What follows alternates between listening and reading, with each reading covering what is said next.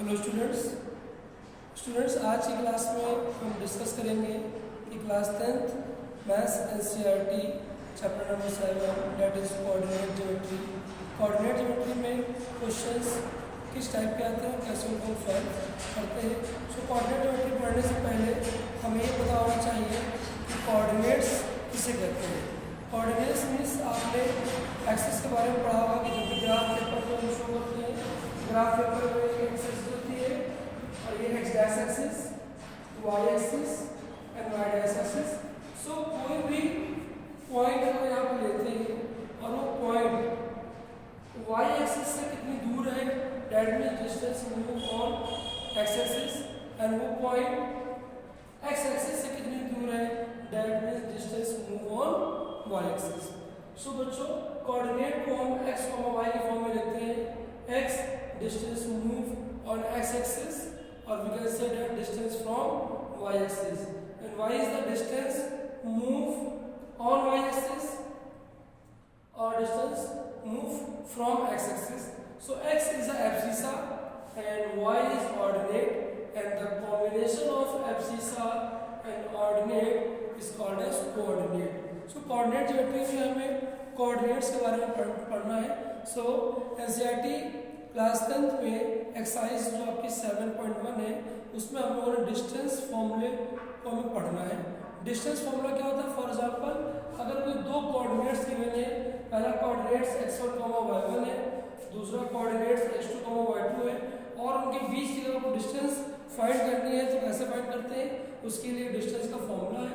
वो फॉर्मूला क्या होता है? Distance x2 - x1 whole square plus y2 - y1 whole square whole root. इस फॉर्मूले की हेल्प से आप डिस्टेंस फाइंड कर सकते हैं। बच्चों आप चाहे तो यहाँ पर x1 - x2 whole square plus y1 - y2 whole square भी कर सकते हैं, उससे कोई इफेक्ट नहीं पड़ता, आंसर एक ही आता है। क्यों? क्योंकि स्क्वायर होता है, तो चाहे आप x2 - x1 करें या x1 - x2 करें, उससे आंसर कोई इफेक्ट नहीं पड़ेगा। बेसिकली यूज ये करते हैं कि x2 - x1 whole square plus y2 - y1 whole square whole root, और डिस्टेंस हमेशा यूनिट में मेजर की जाती है, तो लास्ट में आंसर में आप यूनिट जरूर मेंशन करेंगे। सो मैं स्टार्ट करता हूँ exercise 7.1 from NCERT class 10 and the first question is find the distance between the pair 2, 3 and 4, 1। हमें फाइंड करना डिस्टेंस। लेट डिस्टेंस लिख लेते हैं यहाँ पर। फॉर्मूला क्या है उसको लिख लीजिए, x2 - x1 whole square plus y2 - y1 whole square. अब ये पॉइंट हमारा x1 है, y1 है, ये पॉइंट x2 और y2 है, वैल्यूज को बताइए। x2 means 4, x1 means 2 whole square, y2 means 1 and y1 means 3. So 4 - 2 square plus 1 - 3 - 2 square. 2 square 4 - 2 square is also 4. 4 common लेने में बेटा तो बाहर आ जाएगा 2, अंदर बचेगा 1 + 1 मीन्स 2√2 यूनिट। आपको यूनिट जरूर मेंशन करनी है क्योंकि लेंथ को हमेशा हम यूनिट में मेजर करते हैं। तो इस तरह से कोई भी कोऑर्डिनेट्स अगर आपको गिवन है 2 पॉइंट्स की, तो उसके हेल्प से आप क्या कर सकते हैं, आप उनके बीच की डिस्टेंस फाइंड कर सकते हैं। अब मैं सेकंड क्वेश्चन लेता हूँ।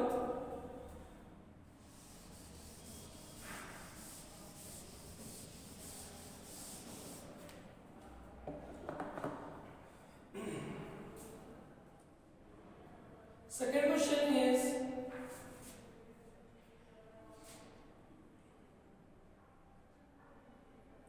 question number 3rd, that is 1, 5, 2, 3 और -2, -11 are कोलिनियर। कोलिनियर प्रूफ करने से पहले पता होना चाहिए कोलिनियर होता क्या है। कोलिनियर 3 पॉइंट्स तभी होते हैं। फॉर एग्जांपल हमने सपोज कर लिया ये पॉइंट फर्स्ट है, ये पॉइंट सेकंड है, ये पॉइंट थर्ड है। Collinear means all the points are lying in a same line, सभी पॉइंट्स का एक ही लाइन पर है। तो कोलिनियर प्रूफ करने में आप क्या करें, हम मान लेते हैं ये ए पॉइंट है, ये बी पॉइंट है और ये सी पॉइंट है।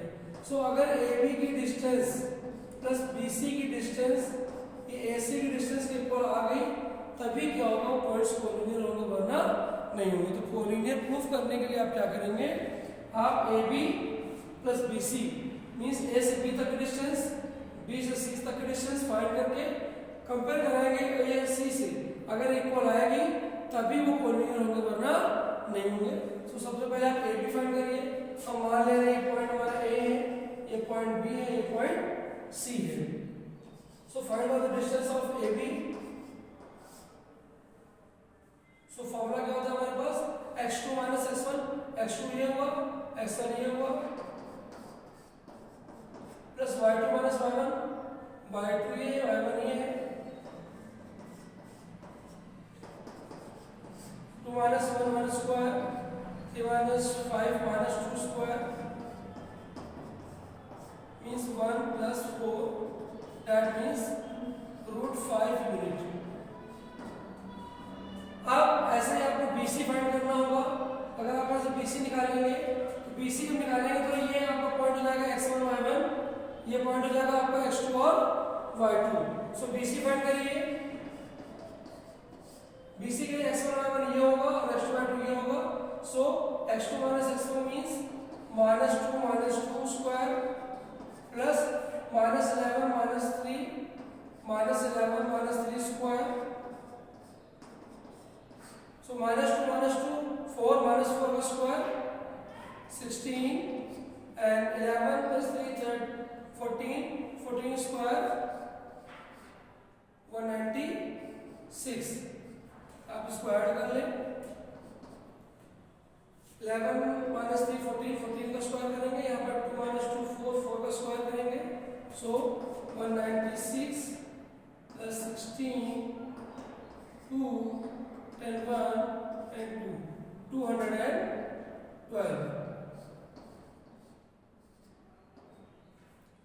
देन आप AC फाइंड करिए। AC फाइंड करने से x1 y1 होगा और x2 y2 होगा। सो -2 minus 1 this is x1 y1, this is x2 y2। so -2 minus 1 square plus -11 minus 5 square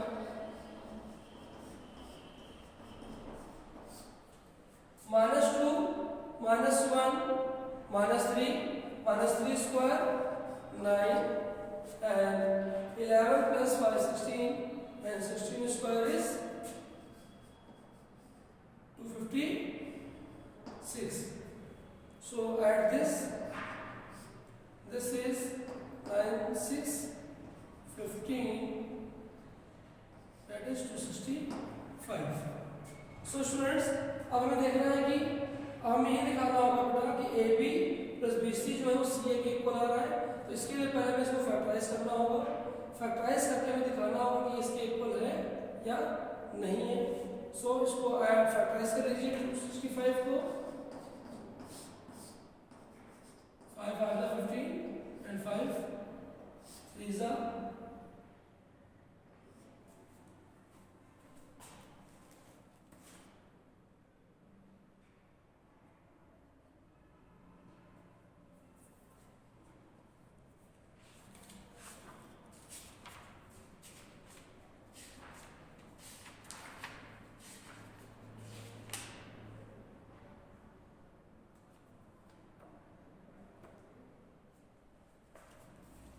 so students, इसके फैक्टर्स बेटा जो निकालोगे तो आ रहा है 5 × 53। सो इसके रूट्स पॉसिबल नहीं है। अगर आप 2 and 2 को भी फैक्टराइज कर ले, सो 2 1 जा 2 6 जा, फिर आप 2 से करा लें, सो 2 5 जा 2 3 जा, डेट मीन्स ये क्या आएगा आपका 4 × 53।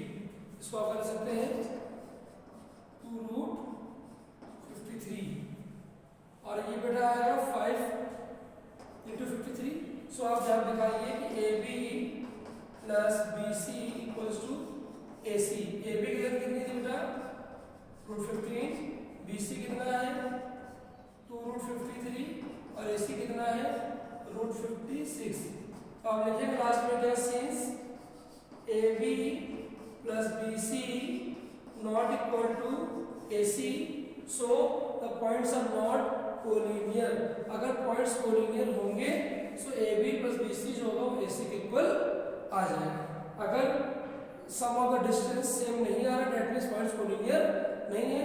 तो इसी तरह से बच्चों एक्सरसाइज आपको सॉल्व करनी है और बहुत ही बेसिक एक्सरसाइज है, इसको आप सॉल्व करेंगे और नेक्स्ट वीडियो में मैं इसके आगे क्वेश्चंस आपको एक्सप्लेन करूंगा।